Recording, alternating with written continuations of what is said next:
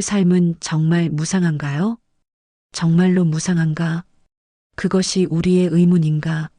아니면 무상함에도 불구하고 살아가는 것에 의미를 두는 것이 진짜 질문인가? 우리는 아무것도 알 수 없습니다. 이 세계가 정말로 무상한지, 혹은 무상의 그 너머에 무엇이 있는지. 다만 지금 이 순간 그렇게 묻는 우리만이 존재합니다. 삶이란 무엇인가? 라는 질문은 오래전부터 수많은 철학자와 사상가, 수행자들을 괴롭혀왔습니다. 그 질문은 가끔은 불처럼 치솟았고 때로는 안개처럼 사라졌으며 어떤 이에게는 짐이었고 또 어떤 이에게는 해방이었습니다. 그러나 모든 질문의 근저에는 단 하나의 감각이 흐르고 있었습니다. 그것은 다름 아닌 무상함입니다. 고대 철학자들의 시선, 사라짐의 필연성. 삶이 무상하다는 감각은 동양만의 통찰이 아닙니다. 고대 그리스의 철학자 헤라클레이토스는 이렇게 말했습니다. 모든 것은 흐른다. 그는 세상의 본질을 변화해서 찾았습니다. 같은 강물에 두 번 발을 담글 수 없듯 삶도 마찬가지입니다. 이 말은 단지 자연 법칙에 대한 관찰을 넘어서 존재 자체의 성질이 유동적이고 덧없다는 선언이었습니다. 에픽테토스는 말했습니다. 너에게 주어진 것들은 내 것이 아니라 잠시 맡겨진 것이다. 그의 말은 스토아 철학 전반에 흐르는 무상함에 대한 인식을 드러냅니다. 그들은 우리에게 어떤 사물도, 어떤 감정도, 어떤 사람도 영원히 머물지 않는다는 것을 받아들이라고 말했습니다. 그 대신 거기에 집착하지 않음으로써 내면의 평화를 얻으라고 권했습니다. 플라톤 역시 물질 세계를 그림자에 비유했습니다. 진짜 실제는 이 세계 너머에 있으며 우리가 보고 느끼는 이 세계는 시간의 흐름 속에 변질되는 모사물이라고 보았습니다. 따라서 현실이 무상하다는 것은 어쩌면 그 자체로 진리를 향한 출발점이기도 했습니다. 동양 철학의 흐름 무상함을 자연스럽게 받아들이는 태도. 중국도가 철학자 장자는 삶과 죽음의 경계를 허물었습니다. 그는 죽음을 두려워하지 않았습니다. 나비가 나인지 내가 나비인지 알 수 없다. 장자는 영혼이나 자아라는 고정된 개념에 의문을 제기했습니다. 그에겐 삶이란 잠시 머무는 흐름일 뿐, 그 흐름의 시작과 끝을 구분할 필요조차 없었습니다.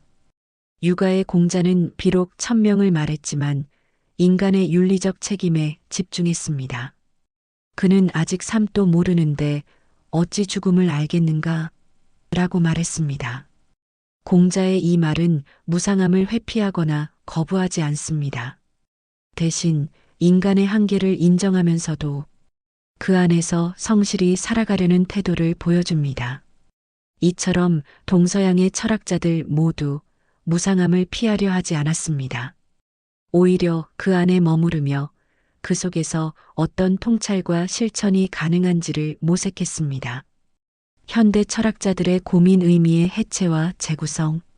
시간이 흐르며 인간의 철학은 더 복잡해졌습니다. 니체는 신이 죽었다고 선언했습니다. 이 말은 단순한 신에 대한 부정이 아닙니다.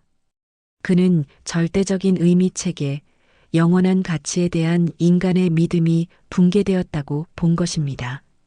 무상함은 더 이상 자연스러운 흐름이 아니라 우리 존재의 공허를 증명하는 것으로 여겨졌습니다.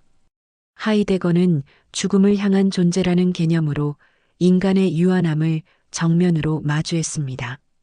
그에게 있어 무상함은 단순히 사라지는 성질이 아니라 지금 이 순간을 깊이 사는 방법이었습니다.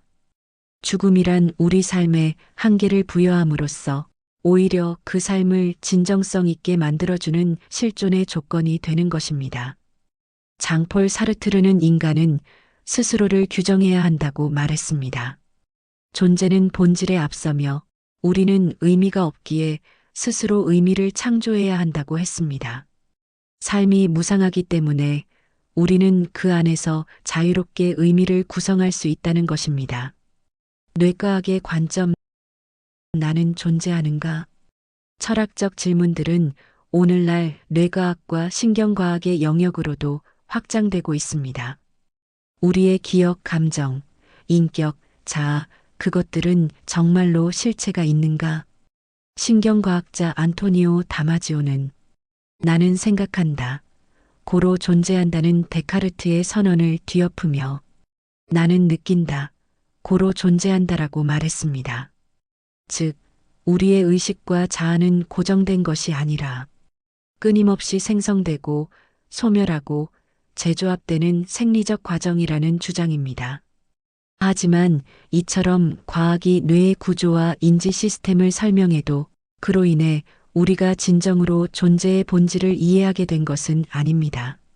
뇌파와 전기 자극, 신경 연결망이 인간의 삶의 의미나 존재의 무게를 완전히 설명할 수는 없습니다.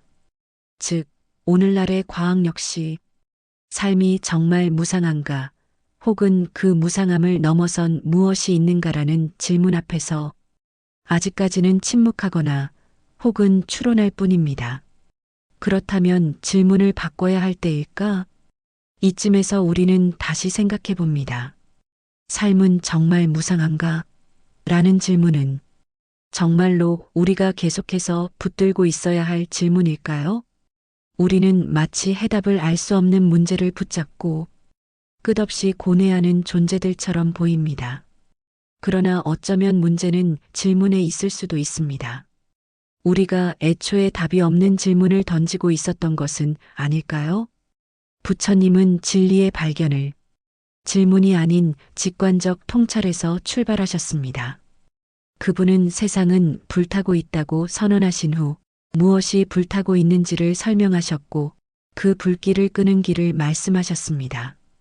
불교의 핵심은 삶이 무상하다는 것을 깨닫는 것이 아니라 무상함을 바르게 보고 그 안에서 자유롭게 살아가는 법을 배우는 것에 있습니다. 즉, 무상함에 의미를 부여하거나 해석하려 하지 말고 그 자체를 사실로 인정하고 거기서부터 시작하라는 것입니다. 결론, 진짜 질문은 무엇인가? 뇌과학이든 현대 철학이든 아직까지는 그 어떤 이론도 삶의 무상함을 완전히 설명하거나 해소해주지 못했습니다. 결국 우리는 지금도 여전히 논리적인 추측 혹은 철학적 의견만을 주고받고 있을 뿐입니다. 삶이 무상한가? 그 질문은 아마도 우리 스스로가 만든 거울일지도 모릅니다. 그리고 우리는 그 거울 속에 답이 있다고 착각하고 있는 것인지도 모릅니다. 그렇다면 우리가 질문을 잘못하고 있는 것은 아닐까요? 삶이 무상한가? 가 아니라 무상한 삶을 우리는 어떻게 살 수 있는가? 이 변화 속에서 어떻게 깨어 있을 수 있는가? 고정되지 않은 이 세계에서 어떻게 평화를 찾을 수 있는가? 질문을 바꾸는 것, 그것이 바로 불교에서 말하는 현실을 직시하는 법입니다. 더 이상 실체 없는 것에 집착하지 말고 지금 여기 흐르고 있는 삶의 진실을 바라보는 일, 거기서부터 진짜 지혜가 시작됩니다.